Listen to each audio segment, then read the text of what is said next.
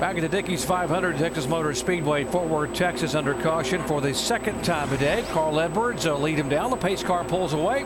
We have 19 cars on the lead lap. Edwards the leader. Jimmie Johnson gained one position on that pit stop. He is back in 26th spot.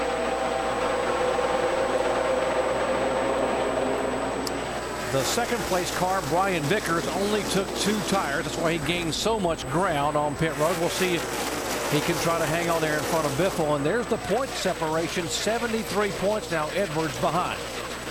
There's actually 2 guys that got out in front of Carl Edwards here on this restart. Kurt Busch, who was the first car on the inside, and then A.J. Allmendinger. They both cleared Carl Edwards.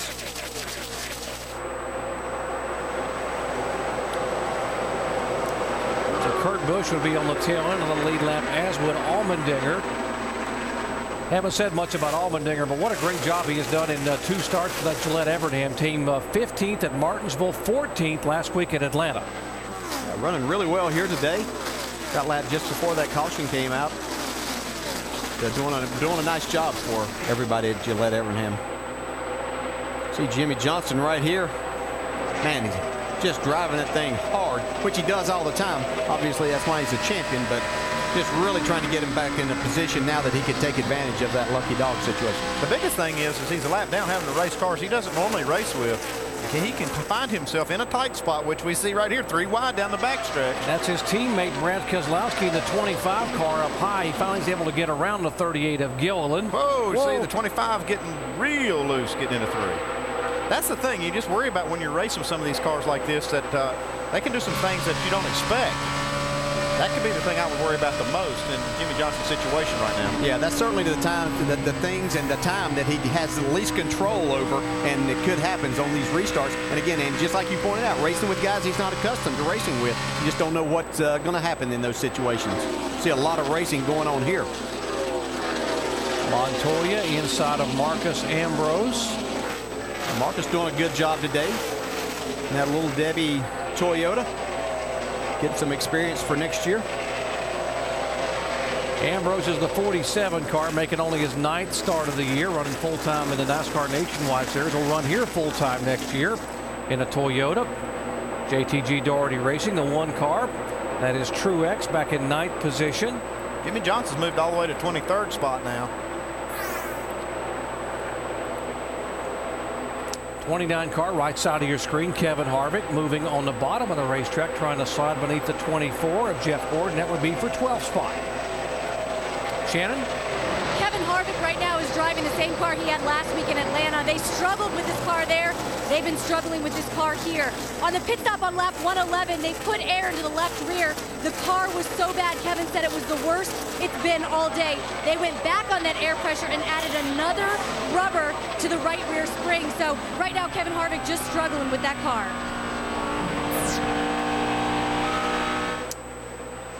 '55 car, Michael Waltrip, and the 9 car of Casey Kane racing on the track. Kane having a good run. He's back in 14th position. '55 car of Michael Waltrip showing a lap down in 28th spot. Yeah, we're starting to see this racetrack change already. We're getting the whole front stretch, and the majority of turns 1 and 2 is under shade. A lot of the exit of turn 4 has gotten that. So we're just continuing to get into a situation now that this racetrack's going to change, and these crew chiefs are really going to have a lot to keep up with here in these next pit stops. Can't say enough about the Roush Fenway guys. McMurray in the 26 car, slipping and sliding a little bit there, going in the corner. That opens up the inside for Greg Biffle. Oh, and again McMurray.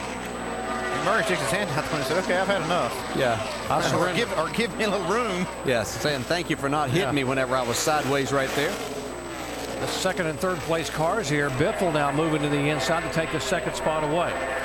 Yeah, I think Greg Biffle might be sitting there kind of laying and waiting for the track conditions to cool down just a little bit. I think he might have a car that he can get up and battle Carl Edwards with. He hasn't shown him to this point, but again, the track's going to change a lot, and Greg Biffle's a smart racer and knowing that's going to happen, so not making too many adjustments on that car as he is up in 2nd spot right now. Jack Roush's cars have won 6 times at this racetrack. That's 3 times more than anybody else, any other owner. And right now his cars are running 1st, 2nd, and 3rd. So we asked Jack Roush about the setup for the future of Roush Fenway. winning a race with the guys that haven't won, that's a big deal. Building the team strong so that we can be in the best place we can be in to put all 5 of our teams in the chase next year is a big concern. And of course, if Jimmy happens to stumble for 2 out of these 3 races, you know, to be able to be circling in the area with enough presence and enough performance to be able to capitalize on that and hopefully deliver a championship for Greg or for Carl. Seems to be working like a plan. I mean, all 5 of his cars finished in the top 10 last week at Atlanta. And they're all there again right now today. So consistency is the key, and these Roush Fenway guys have it, Andy. They're going to have to make sure that they make the right adjustments when this track changes, though, because it is going to change a lot between now and the end of the race. Here comes Matt Kenseth now. I think he's been kind of hanging back. I think he has his car set up for this later part of the race and just kind of hanging in there. He's still in the top 10, but I think this is the car you got to watch at the end of the race. Yeah, and one thing we didn't talk about that all of these Roush cars have, and we see David Reagan here doing a nice job once again, but that Doug Yates horsepower. I know they're in this together, but Doug Yates is the man behind making the horsepower and making these engines what they are. Shannon? Well, I spoke with David Reagan's crew chief, of course, veteran crew chief Jimmy Fennig, who's worked with young drivers such as Mark Martin, Kurt Busch, and he told me that David Reagan's learning curve has been tremendous, incredibly fast. He also told me that he feels that these intermediate mile-and-a-half tracks are the most difficult track for a young driver to tackle. He said that's because he believes that these young guys really cut their teeth on the short, flat tracks. But what a great job David Reagan is doing right now. He's moved into the top 10 where he's been the past couple weeks. Shannon, when I talked to David Reagan yesterday down in the pits, he couldn't say enough about Jimmy Fennig. He said when you got Jimmy Fennig on that pit box, it's like you got someone right there with you just patting you on the back and giving you a hug every lap. You feel so comfortable in the car.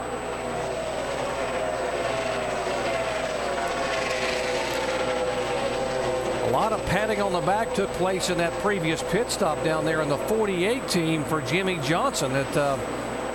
Let's go to it and show what some of the signals they're using there on the pit box. Now watch this. Chad Knaus. And you see Chad's trying. This is another set of eyes. Chad's only has 2 eyes. He's watching what's going on with this pit stop. He's got somebody else there with his hand. He's patting him on the back, letting him know that the car is full of fuel and it's ready to go if everything else is ready. It's just like having a 2 pair of eyes on this pit stop. Great teamwork. So they have an engineer watching the fueling, and Chad is watching the tire changing. And Jimmy Johnson is up to 23rd spot. Carl Edwards, our leader.